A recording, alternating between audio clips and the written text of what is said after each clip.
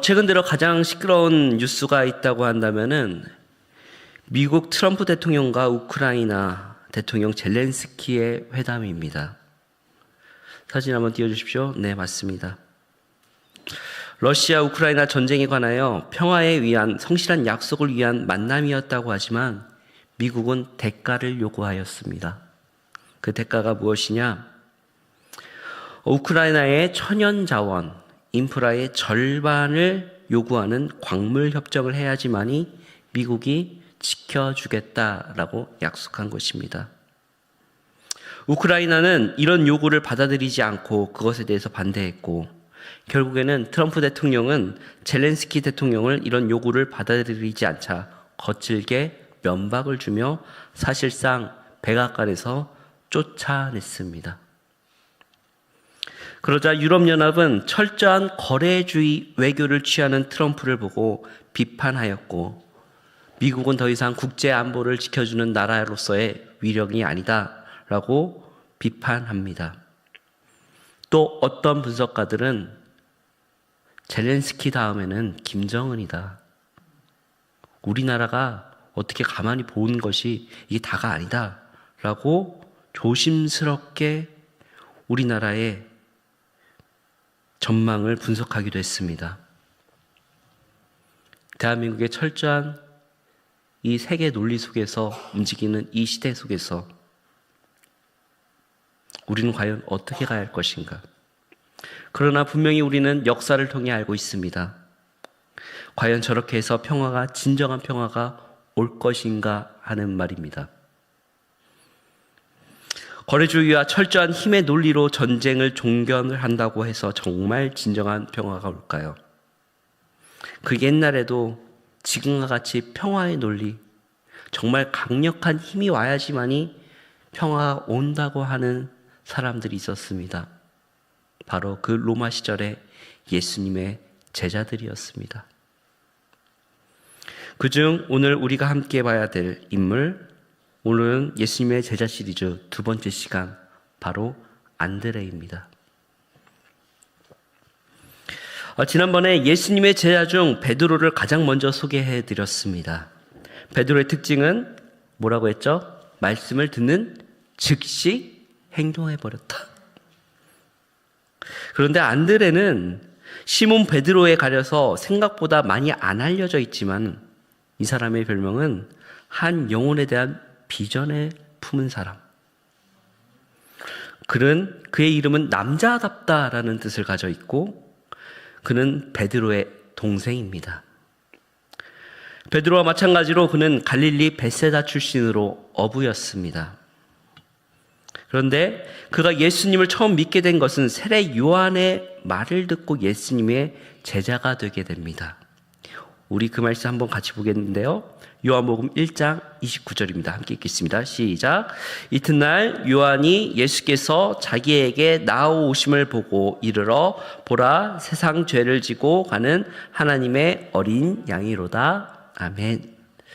그는 원래 세례 요한의 제자였지만 이 메시지를 듣고 회심하게 됩니다. 성경을 자세히 보시면 아시겠지만 이게 한 번 나오는 말씀이 아닙니다. 세례 요한이 이 말을 하는 게 또 다시 한번 또 하게 됩니다. 요한복음 1장 35절에서 36절입니다. 함께 읽겠습니다. 또 이튿날 요한이 자기 제자 중 두 사람과 함께 섰다가 예수께서 건의심을 보고 말하되 보라 하나님의 어린 양이로다. 아멘. 아마 세례 요한은 설교를 할 때마다 이 두 가지 내용을 핵심적으로 계속해서 반복했던 것으로 추측이 됩니다. 첫 번째는 예수님을 높이고, 두 번째로는 예수님의 오심을 준비하는 것을 계속해서 설교 중에 말했던 것으로 보입니다.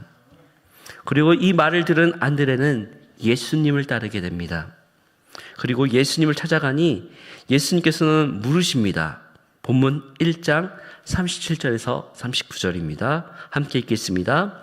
두 제자가 그의 말을 듣고 예수를 따르거늘 예수께서 돌이켜 그 따르는 것을 보시고 물어 이르시되 무엇을 구하냐 이르되 랍비여 어디 계시노이까 하니 랍비는 번역하면 선생이라. 예수께서 이르시되 와서 보라.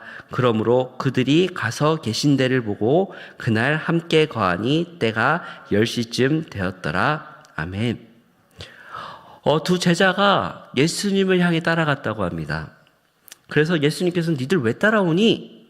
라고 물으니까 너희들이 나한테 뭘 원하냐?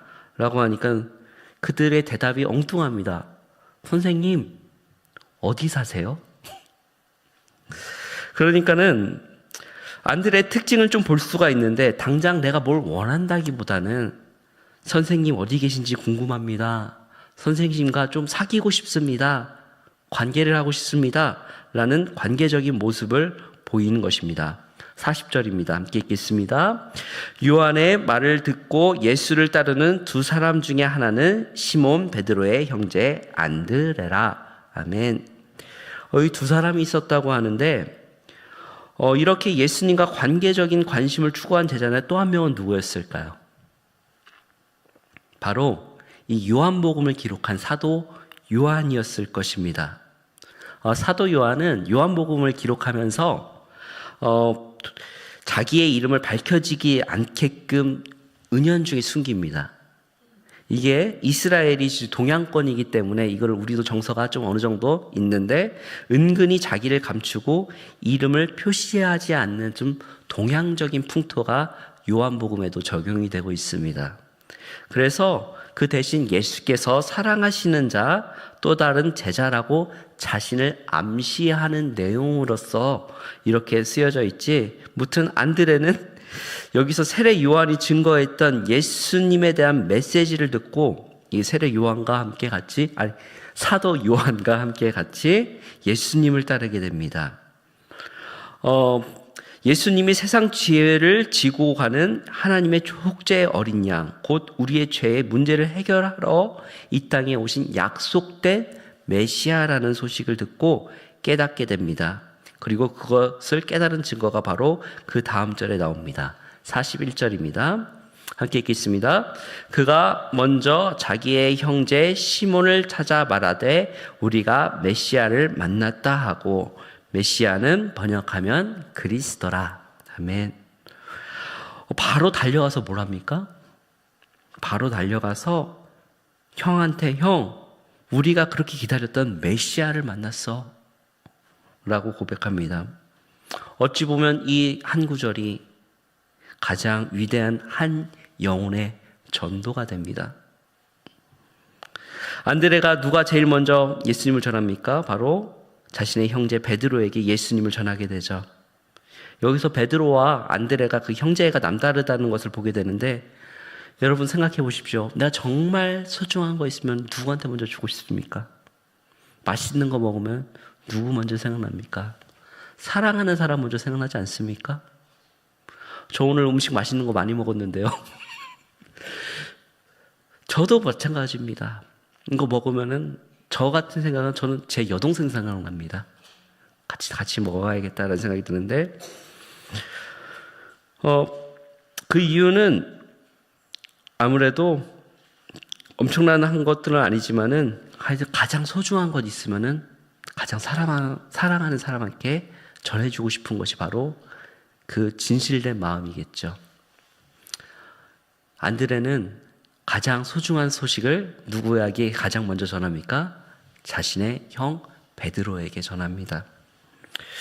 그 이후에 안드레는 딱히 엄청난 일을 한 것은 아닌 것처럼 보이지만은 계속해서 예수님과 사귀기는 했지만은 자신의 삶을 전적으로 예수님께 드리지는 못했습니다. 그러나 예수님이 그들이 그물을 던지는 것을 보고 나를 따라오라, 내가 너희를 고기를 낚을 것이 아니라 사람을 낚는 어부가 되게 하겠다라는 그 소명의 말씀에, 콜링에 반응하게 됩니다. 마가복음 1장 16절에서 17절입니다. 함께 읽겠습니다. 갈릴리 해변으로 지나가시다가 시몬 그 형제 안드레가 바다에 금을 던지는 것을 보시니 그들은 어부라. 예수께서 이르시되 나를 따라오라 내가 너희로 사람을 낚는 어부가 되게 하리라 하시니 아멘. 그 사이에 잠깐 공백이 있었지만은 안드레는 이 사건 이후 예수님을 전적으로 따르게 됩니다. 형 베드로에게 가려져서 잘 안 보이지만 안드레는 조용하고 심지가 굳은 성격으로 보입니다. 형 베드로는 리더십 있게 사람들을 끌고 다니며 일을 하지만 많은 사람들을 상대하지만 안드레는 조용하고 묵묵하게 따뜻하게 한 영혼을 집중하는 사역을 합니다. 요즘 말로 말하면은 멘토가 되어서 한 명을 집중적으로 끌어주는 선생님 역할을 한다 이 말입니다. 그래서 아까 전에 말했다시피 한 영혼의 전도자라는 별명을 가지고 있습니다. 안드레의 사역 스타일도 꼭 이렇게 개인적으로 세심하게 들어갑니다. 안드레는 예수님 옆에서도 일처리를 꼭 무슨 개인 비서처럼 그 역할을 감당합니다. 그 누가 오더라도 안드레가 조용히 예수님께로 데려가는 사역을 하고 있습니다. 그 모습 한번 보게 되는데요. 요한복음 12장 20절에서 22절입니다. 함께 읽겠습니다.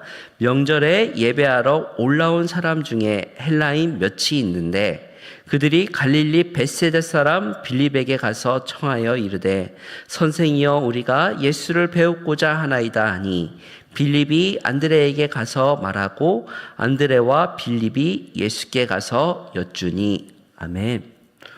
헬라 이방인 사람들이 왔다고 하는데 예수님을 만나보고 싶다고 합니다. 그러자 빌립이 그것을 누구한테 말합니까? 안드레한테만 했다고 합니다.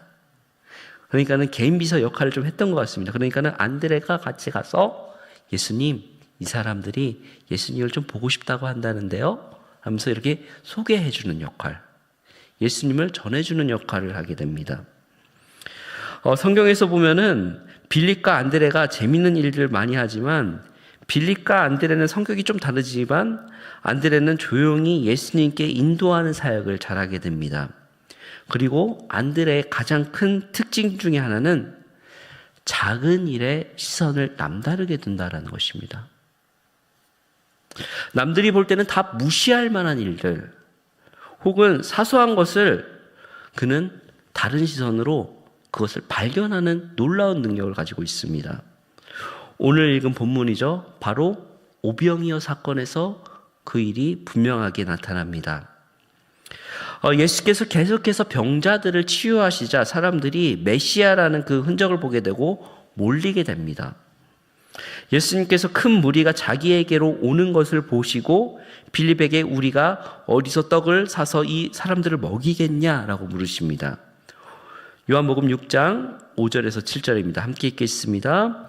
예수께서 눈을 들어 큰 무리가 자기에게 오는 것을 보시고 빌립에게 이르시되 우리가 어디서 떡을 사서 이 사람들을 먹이겠느냐 하시니 이렇게 말씀하시면 친히 어떻게 하실지를 아시고 빌립을 시험하고자 하심이라.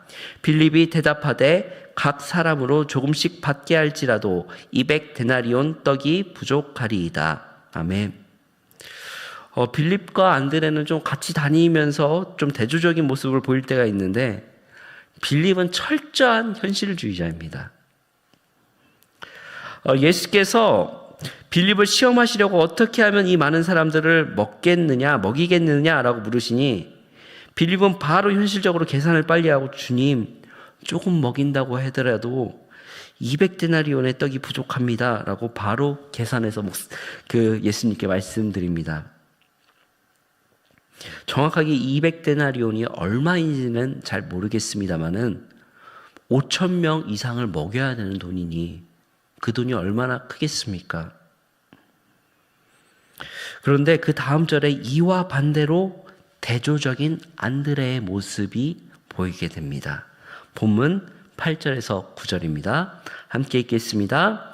제자 중 하나 곧 시몬 베드로의 형제 안드레가 예수께 여짜오되 여기 한 아이가 있어 보리떡 5개와 물고기 2마리를 가지고 있나이다. 그러나 그것이 이 많은 사람에게 얼마나 되겠사옵나이까? 아멘. 안드레는 그래도 여기 한 아이의 도시락, 보리떡 5개와 물고기 2마리를 가져옵니다. 안드레도 현실주의자입니다. 하나님, 그러니까 예수님 이거 안 될 것 같은데 그래도 이거라도 있는데 어떻게 하면 좋을까요? 라고 묻는 게 안드레의 특징입니다. 작은 아이의 도시락. 그러나 안드레는 주께서 어떻게든 하시겠지 라는 마음을 가지고 자신이 할 수 있는 최선의 모습을 가지고 그 도시락을 들고 주님께로 가는 것입니다. 이 작은 아이의 도시락, 정말 알아보니까 이 시절에 가장 하층민이 먹는 식사입니다. 생각해 보십시오. 그 물고기가 우리가 원하는 뭐 광어라든지 뭐 훌륭한 고기가 아닙니다. 이 물고기는 그냥 바닷가에 떨어져 있는 물고기, 진짜 그냥 상품 가치가 없는 물고기. 그리고 여기도 뭐 보리떡이라고 해서 있는데 뭐 떡이겠습니까? 가장, 그러니까는 꽁보리밥 그 5덩이 정도, 그 정도 됐을 것입니다. 그런데 우리식으로 얘기하면은 정말 가장 하층민이 먹는 그 식사를 가지고 예수님께로 가져오니 어떻게 됩니까? 그것이 예수님을 통하니 5,000명을 먹이는 놀라운 기적을 일으키게 된다라는 것입니다. 안드레는 큰 것을 보는 것이 아니라 작은 것을 바라보는 시선을 가지고 있습니다. 남들이 다 무시할 만한 것들이지만 그것을 다시금 생각해서 예수님께 가지고 가게 되는 그런 사역자입니다.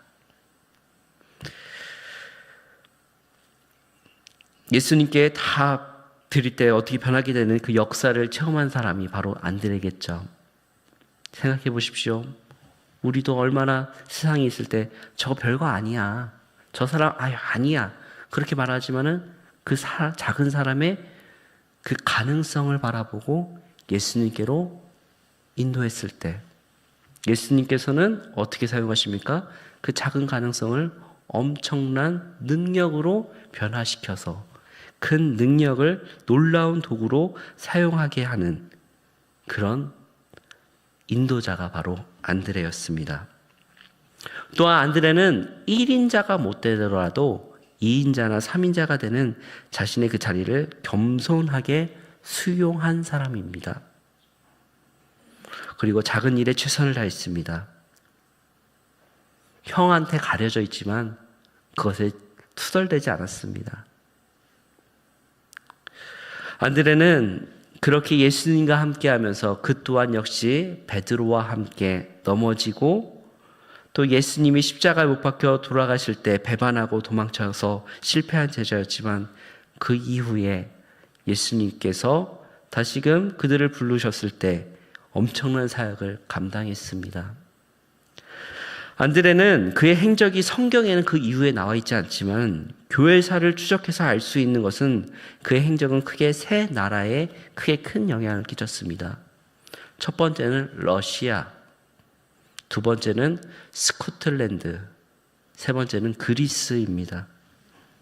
우리가 알고 있는 정교회의 수호성인이 바로 안드레인데 안드레는 사도행전 1장에 성령의 충만함을 받고 터키를 넘어 러시아로 갔고 러시아에서 하고 난 뒤에 바로 그리스에서 사역을 했습니다. 그리고 안드레의 제자들이 그리스에서 교육을 받은 그 안드레의 제자들이 어디까지 가냐면 스코틀랜드까지 가서 그 사역을 감당합니다. 이게 바로 스코틀랜드 국가 사진인데 이게 바로 안드레의 십자가 국기입니다. 안드레는 그의 최후를 그리스에서 순교하면서 맞이하게 되는데 그의 순교의 마지막은 이렇습니다. 그리스 남부 아테네 지역에 아카야라는 지방이 있었는데 그곳의 총독의 부인과 동생이 예수님을 믿었다고 합니다. 그러자 그 소식을 들은 총독이 화가 나서 예수님을 믿지 말라고 계속 자기 부인과 동생을 설득을 합니다. 그러자 그 설득이 안 되자 화가 나서 누구를 잡습니까? 안드레를 잡고 처형하려고 합니다. 그가 안드레가 X자 십자가에 매달아 죽이게 하는데 그 이후 X자 형태의 십자가를 안드레의 십자가라고 부르게 됩니다. 형틀에서 죽기 직전 그의 총독의 부인과 총독을 향해 끝까지 예수님께 기도를 드리고 순교했다고 합니다. 사진 한번 띄워주시면, 네. 안드레의 마지막 고백입니다. 오 그리스도 예수여, 나를 받아주소서. 내가 보았던 그분, 내가 사랑했던 그분 안에서 나는 내가 될 수 있었습니다. 주님이시여, 당신이 영원한 나라의 평안 가운데 나의 영혼을 받아 주옵소서. 예수님의 십자가에서 하신 고백과 비슷하죠? 이 그림이 바로 무리오 화가의 그림인데, 사진 한번 다시 띄워주십시오. 여기 사진을 보면 이제 우리가 보는 눈이 있어야 되는데 왼쪽에 이제 우는 사람이 있습니다. 그 화가의 이제 상상력과 독창성인데, 누가 우냐 했더니만 바로 보리떡 5개와 물고기 2마리를 가진 소년이 울고 있다라고 이렇게 그림으로 표현한 것입니다.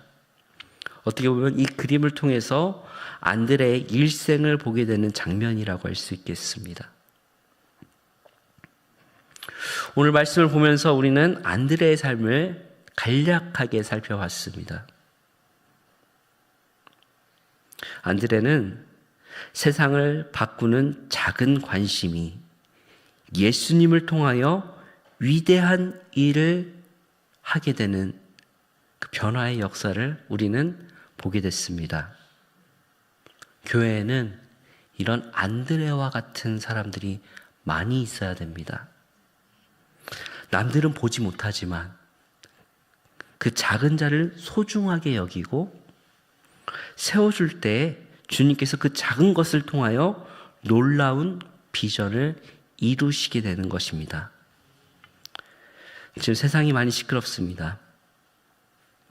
지난주에 제가 전등좀을 알아볼 일이 있어서 을지로에 가서 이제 여러 가지를 알아보고, 그리고 가까이 있는 금융 쪽에 아는 형이 있어서 거기서 같이 식사를 했는데, 그 형이 저를 보고 개신교를 보면서 안타까워합니다. 그 형은 이제 카톨릭 신자입니다. 금융계 임원이니까 좀 날카롭게 경제적으로 개신교를 좀 분석합니다. 뭐라고 하냐면은 한국 개신교가 80년대 이후로 돈 맛을 보고 아주 정신을 못 차려. 직설적으로 표현합니다. 야, 지금 경제 상황에서 지금 교회 물건 올라오는 거 장난 아니야. 지금 세상을 양극단으로 갈라져 있는 것을 분석할 때 빈부격차가 1920년 대공황 시절보다 더 크다고 합니다. 그런데 과거에 미국도 공화당과 민주당이 그래도 그 격차를 좀 줄이려고 하는 정책을 폈는데 지금은 아니라고 하죠. 그런데 이렇게 빈부격차가 심할 때 꼭 극좌와 극우로 나뉘는데, 항상 어려운 시장에서 게임 업계는 흥왕을 한다. 이건 남자 쪽 이야기이긴 한데, 지금 전 세계적으로 10대에서 30대 남성들은 극우 쪽으로 가게 되고 여성들은 극좌 쪽으로 지금 향하고 있다. 근데 그걸 자세히 분석을 해보면은 남자들이 하는 그 게임의 그 미디어 쪽에 조금은 여성 혐오 사상을 좀 소비하고 있다. 반대로 여성들이 소비하고 있는 데는 남성 혐오의 사상을 조금씩 소비하고 있다라는 분석을 하게 됩니다. 그러니까 계속해서 극좌와 극우가 나뉘게 되고, 그리고 사람이 가장 이런 불황기에 제일 편한 것은 남 탓하는 인생이 가장 편하기 때문에 그렇게 극단적으로 나뉘는 현상이 나타난다라고 합니다. 그러면서 하는 말이, 그러니까 네가 교회에서 할 일이 많아. 빨리 그 사람들 빨리 불어들어서 복음으로 인도해야 된다. 그런 좀 말을 하더라고요. 저는 이 이야기를 들으면서 경제학자, 정치학자들은 거기까지만 보겠지만 우리 신학적인 사고를 하고 있는 사람들은 한 단계 더를 봐야 된다고 생각합니다. 그 양극단으로 갈라치게 하는 그 공중권세 잡은 그 속임을 하는 사탄 말입니다. 목사님께서도 말씀하셨죠. 계속 나누게 하는 것은 그 사탄, 디아볼로, 나누게 하는 그 악한 영이 있다. 이런 시대일수록 어떻게 해야겠습니까? 우리는 예수님의 제자로서 이 땅에 하나가 되게 하는 사역에 동참해야 될 줄을 믿습니다. 안드레를 생각해 봅니다. 그는 어려운 상황 속에서도 한 영혼에 집중했습니다. 크게 한 거 아닙니다. 한 영혼에 집중. 예수님을 알고 가장 먼저 가장 사랑하는 형제에게 전했습니다. 그리고 그의 시선은 남들이 다 안 된다고 힘들다고 할 때 작지만 주님께 최선을 다하는 그 작은 도시락의 정성, 그것이 세상을 변화시켰습니다. 남들이 알아주지 않아도 그의 길을 묵묵히 걸어갈 때 놀라운 역사가 변하게 된다는 것을 우리는 안드레의 삶을 통해서 보게 됩니다. 성도 여러분, 우리 일신교회 성도 여러분, 우리는 그리스도인입니다. 우리는 그리스도의 제자입니다. 우리는 세상과 바라보는 시선이 달라야 될 줄 믿습니다. 남들은 다 안 된다고 하더라도 우리는 그 작은 곳에서 가능성을, 그 믿음을 봐야 될 줄을 믿습니다. 목사님의 설교 중에서 노아의 방주에 나온 까마귀의 눈으로 세상을 바라볼 때 사망과 죽음과 시체만을 바라보는 그 까마귀의 눈이 아니라 비둘기의 눈으로서 생명을 바라보고 그 가능성을 바라보는 그런 그리스도인 말입니다. 오늘은 사순절이 시작되는 재수요일입니다. 우리가 이 사순절 기간 동안 진정한 예수 그리스도의 제자의 삶을 살길 원합니다. 이 땅에 십자가를 지신 예수님께서 십자가를 지신 이유는 바로 영혼 구원에 있습니다. 안드레처럼 한 영혼에, 그 작은 것에 집중하십시오. 그리고 관심을 가지십시오. 무엇보다도 안드레와 같이 가장 사랑하는 내 가족에게 다가가십시오. 그 작은 관심을 통하여서 하나님께서 놀라운 역사를 체험하게 하실 줄을 믿습니다. 내 손에는 비록 작은 물고기 2마리와 보리떡이지만 예수님을 통하여서 5,000명을 먹이게 하는 놀라운 기적이 일어날 줄을 믿습니다.